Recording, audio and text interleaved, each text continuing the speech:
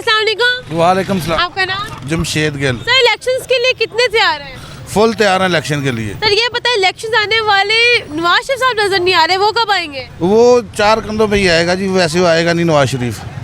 Sir आप ईद का चांद नहीं देखना चाहते? जी ईद का चांद नहीं देखना चाहते? नहीं, वो चांद है, वो सूरज से भी बदतर है वो तो आप नहीं चाहते कि वो आए? वो आएगा ही नहीं, हम चाहेंगे भी तो नहीं आएगा। तो आप चाह ले क्या बता जाए? हम ये चाहते हैं कि इलेक्शन हो जाए। अब तारीख दे दी है ना इलेक्शन, उसने सुप्रीम कोर्ट ने।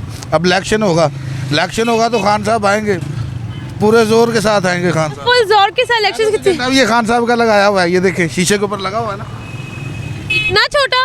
नहीं, वो खान छोटा सही है, मगर वो कहते हैं कि गिफ्ट देने वाले की जो है ना, वो गिफ्ट को देखते हैं, ये नहीं देखते कि छोटा या बड़ा है। ये दिल जो है ना, दिल बहुत बड़ा है खान। इलेक्शन के दिन में पूरा रिक्शा पेंट कराएंगे? पेंट पूरा, मैं ये इसका होड चेंज करवाने वाला हूँ, पीटीआई का लगेगा, सारा होड ही पीटीआई का होगा।